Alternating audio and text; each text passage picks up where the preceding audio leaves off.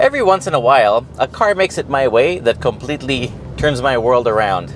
I mean, I drive a lot of different cars the whole year, and it's very difficult to actually impress me with a vehicle. But this one here, holy crap, this one has literally made me fall in love.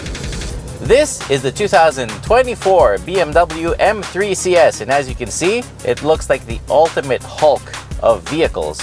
Powered by the world-famous BMW S58 engine, making 543 horsepower and 479 pound-feet of torque, this thing is a green monster. The boost goes all the way up to 30.5 psi from two monoscroll turbos. The 3-liter engine also has a 3D printed cylinder head, and of course, the block is a closed deck for extra strength. It's all-wheel drive with the MX drive, mated to an 8-speed M Steptronic transmission, and as you could have guessed, this thing shifts as quickly as your libido is gone right after an orgasm. It's like, bam! Does that make any sense?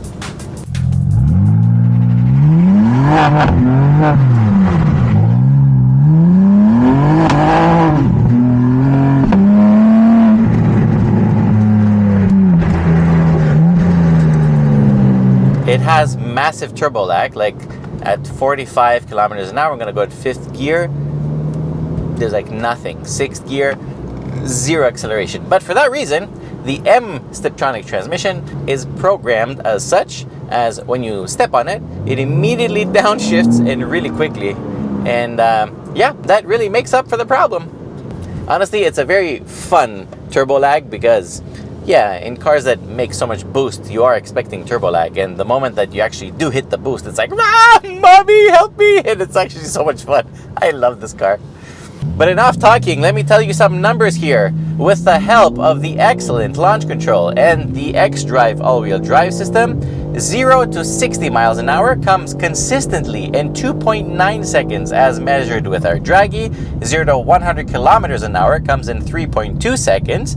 The top speed is limited to 302 kilometers an hour, which is 188 miles an hour, which is 100 miles an hour more than that DeLorean disappeared with. So, you know, the quarter mile comes in 10.9 seconds at 203 kilometers an hour. The carbon ceramic brakes stopped this thing from 100 kilometers an hour to 0 in 40 meters, but the braking started at 205 kilometers. So they resisted all the fade from 205 to 100 and then did 100 to 0 in 40 meters. So worth the money. The carbon ceramics add 10,900 Canadian dollars to the price of this vehicle. And speaking of money, let me tell you how much it costs.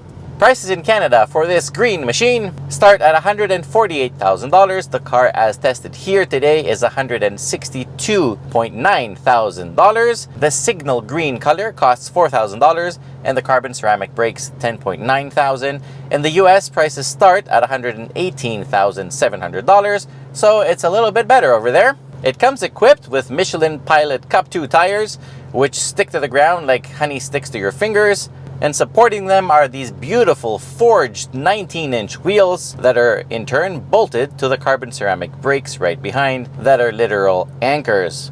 Of course, it's also equipped with the adaptive M suspension with the M elastokinematics. Fancy word.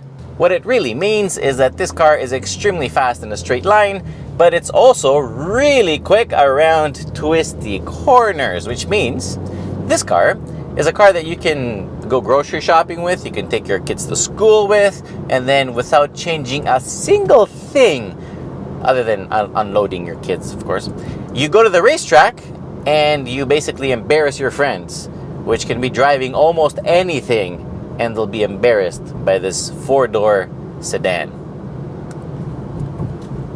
It is $70,000 more than the basic regular M3, if you can call an M3 that. It's definitely not worth it for everyone, but for those who know, well, you know, it is worth it. Also, this is a limited production kind of vehicle, so in the future, if anything from this lineup is going to appreciate in value, it's probably going to be this. Also, I'm really embarrassed to say so, but I do owe BMW an apology because the front grille, I actually really like it in this occasion. I know I spoke some shit about that grille in the past, but especially on these M cars, I really do like it. Unlike a regular 4 Series, I still don't like it that much. But BMW, I am sorry, that face with the green headlights and like the red little red label accents, oh my god, the whole thing with the carbon, I absolutely adore it with this big freaking swelled up body. I don't know, excusez-moi, but this M3 for me is one of the best. I even hate green. I hate green, but here I love it. I even put the interior lights at the green. I mean, this vehicle is driving me nuts. I love all the carbon fiber elements around. As I said, the body is all puffed up. The stance of this vehicle with these wheels, it just screams monster. Inside, the dashboard is the only thing that resembles a regular 3 Series, but then you have this beautiful suede, like the steering wheel is like, it's a race car stuff basically. You have the 2 M shortcuts, the M1, M2, which you can fully customize, and I can tell you all the settings that you can do. You have carbon paddle shifters in the back. Like, you have the whole center console is carbon fiber. The trim up here, carbon fiber. The seats are the carbon fiber M carbon seats. They have this like testicle support here in the middle. It's just, they're amazing. The CS logo lights up at night. There's no sunroof because the roof on top is carbon fiber. So is the mirror caps, the what's it called? The spoiler on the trunk on the back. The diffuser's all carbon fiber, and look underneath that diffuser. You have a wonderful titanium exhaust that sounds nuts. Of course, there are some limitations with the interior, like you don't have a cup holder, which could be a problem, but there's one in the door. So if you have a bottle that, you know, you can cap it on top, no problem, you can put it there. If you have like a coffee mug or something, then problem. Just like any other 3 Series, up here the roominess is fine. Like, I mean, I'm super comfortable, especially in this seat. The driving position is fantastic, visibility, everything about this car is like super easy. And the best part is that even passengers in the back still have lots of headroom, lots of legroom. They're super comfortable, very nice. Unfortunately, they don't have any air vents or USB charging ports or any heated seats or anything, but your kids will still fit, and mine were really happy sitting back there. And then the trunk, it has a power lift gate, something that they could have eliminated for weight purposes, but anyway, it still has 480 liters of capacity, so it's also still a very usable trunk. Technology is a little bit minimal in here. Of course, you get all the modern luxuries that you could expect from a BMW at this price point, but it doesn't have like the really fancy adaptive cruise controls and lane keep assist and lane change assist. No, this car is made for you to drive it, so you just better freaking drive it. But you do have blind spot monitors, really good cameras, like all the stuff that you really need is here. On top of that though, you get some excellent stuff like the BMW M Drift Analyzer, M Lap Timer, and a lot of other really cool stuff that you can be looking at over here, and it's really catchy. The infotainment is typical BMW iDrive. It's fantastic. It supports wireless Apple CarPlay and Android Auto. And you also have a really good Harman Kardon sound system that sounds excellent. This car is 34 kilograms less than the M3 competition with xDrive. This one is 1,776 kilograms, which is 3,915 pounds, which is an accomplishment for a car in 2024. It's actually really light. Now, the really cool thing is, as I said, you can customize your M1 and M2 buttons, and honestly, the amount of stuff that you can configure is insane. So you have the engine, you can pick between Efficient, Sport, and Sport Plus. You can pick the transmission between Drive or Sport, so manual or whatever, and you can pick 3 different levels of aggression. You can also do that from the shifter itself over here, 1, 2, and 3. You can pick the chassis, the damping between Comfort, Sport, and Sport Plus. Honestly, even in Comfort, this car is a little bit hard. You can feel that it's a race car, really. It's never super comfortable, but the good news is that even in Sport Plus, it's never really uncomfortable. So it never becomes like rock hard, but it's never soft. So it is a sporty ride. The steering, you can set between Comfort and Sport. The brakes, you can set between Comfort and Sport. The stability control, the DSC, you can select between completely off, MDM, which is the M dynamic mode. You can pick 10 different stages of on, so you can do M traction and say how much of that M traction you want.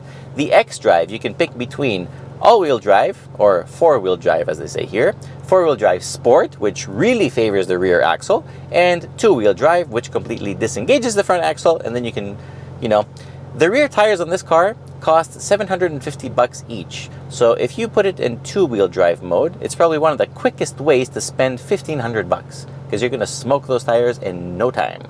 To round things up, the other things that you can set up here is the start-stop system and the M sound, which also, you have a button right here for the exhaust, so you can open the valves and make a lot of noise all the time. Needless to say, I've had it on the whole time. So as I said before, on the road, this car does ride a little bit firmer, but of course, that's to be expected. And also, it doesn't get much harder when you put it in full Sport Plus.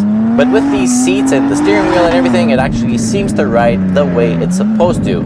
Giving up some comfort gives you a massive advantage going around corners where you can carry speeds that most of us would totally chicken out, especially with these sticky tires. Like the grip limits, where the hell are they? They're like nowhere to be found. For a four-door sedan that can do everything pretty much, this thing definitely corners, and I'm pretty sure it corners significantly better than the regular M3 and M3 competition with xDrive. Bottom line, I think yes, this is worth the extra money. If you can afford it, I say 100% do it.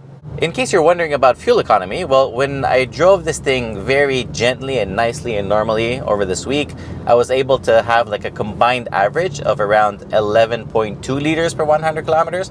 But once I said, okay, I'm not going to spend any more time basically babying this thing because I want to enjoy myself this week. So once I started actually stepping on the gas a little bit as I should, well, the fuel economy really quickly started going towards 15 liters. So I'm assuming that realistically, for somebody that does like to use his vehicle, the average consumption will probably be around 13, 14-ish, I guess.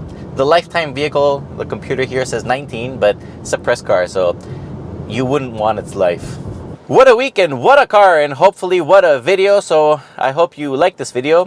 Share it with your friends, subscribe. This car is a perfect 9.5 out of 10. I absolutely love it. I would trade the power lift gate with some vents for the rear passengers and maybe some USB ports just to, make it an actual family usable car, because right now it looks like the kids get a little bit shafted, but overall, I fucking love it.